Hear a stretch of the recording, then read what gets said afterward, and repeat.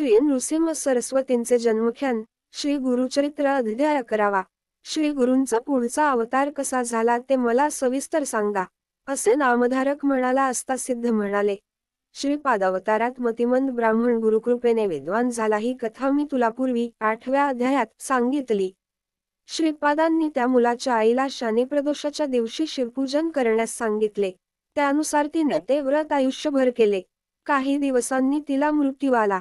त्यानंतर ती कारंजा गावात लाड कारंजा वाजसनीय शाखेच्या एका ब्राह्मणाची कन्या म्हणून जन्मास आली.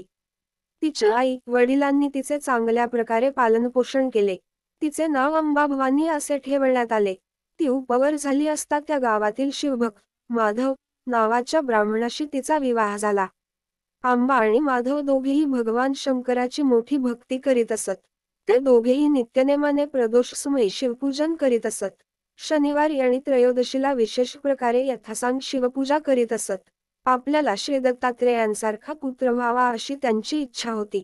काही दिवसांनी अंबाभवानीला पुत्र झाला.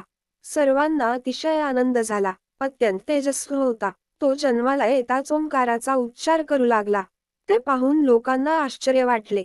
विद्वान ज्योतिषांनी त्याचे नाव जातक वर्तविले. ज्योतिषी म्हणाले, हा अवतारी पुरुष आहे. सर्वांचा गुरु होईल. याच्या शब्दांना मोठी प्रतिष्ठा प्राप्त होईल. हा लोकांच्या इच्छा पुरविणारा चिंतामणी होईल. अष्टसिद्धी नवनिधींचा हा स्वामी त्रैलोक्यात वंदनीय पूजनीय होईल. याच्या कवळ दर्शनाने महापातकी लोक पावन होतील. याचे केवळ स्मरण केले असता दुःख दारिद्र्य नाहीसे होईल. हा इच्छा पूर्ण करील, मात्र हा विवाह करणार नाही. हा संन्यासी होईल. तुम्ही दोघे मोठे भाग्यवान पुण्यवान आहात, म्हणूनच तुम्हाला हा पुत्र लाभला. याचा नीट सांभाळ करा. याच्या इच्छेविरुद्ध जाऊ नका. ब्राह्मण ज्योतिषाने त्या मुलाला मोठ्या भक्तिभावाने नमस्कार केला. ज्योतिषाने वर्तविलेले ऐकून अंबा आणि माधव यांना अतिशय आनंद झाला. त्यांनी ज्योतिषाला सन्मानपूर्वक वस्त्रालंकार दिले. माधव ब्राह्मणाचा नवजात पुत्र ओंकार जपतो ही बातमी वाऱ्यासारखी गावभर पसरली. गावातील असंख्य स्त्री पुरुष हे माधवाच्या घरी गर्दी करू लागले. आपल्या पुत्राला आल्या गेलेल्यांची दृष्ट लागू नये म्हणून अंबा त्या पुत्राची खूप काळजी घेत होती. दृष्ट काढीत असे. त्याच्या गळ्यात गंडादोरा बांधत असे.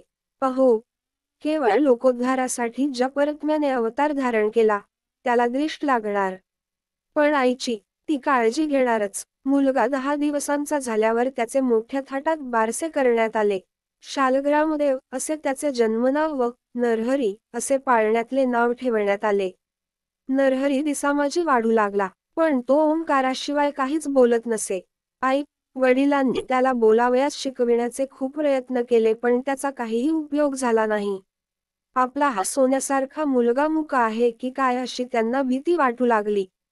नरहरी 7 वर्षांचा झाला. 8व्या वर्षी यांची मुंज करावयास हवी.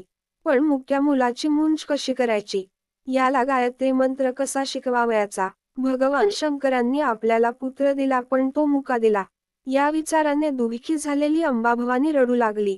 आपल्या लागली. नरहरीने आपल्या आईचे दुःख ओळखले. मग त्याने घरातली एक लोखंडी पहार हाती घेतली. त्याच क्षणी ती पहार सोन्याची झाली. मग नरहरीने लोखंडी वस्तूंना हात लावला. त्या सगळ्या वस्तू सोन्याच्या झाल्या. पुढील भागात लाईक करा, सबस्क्राईब करा.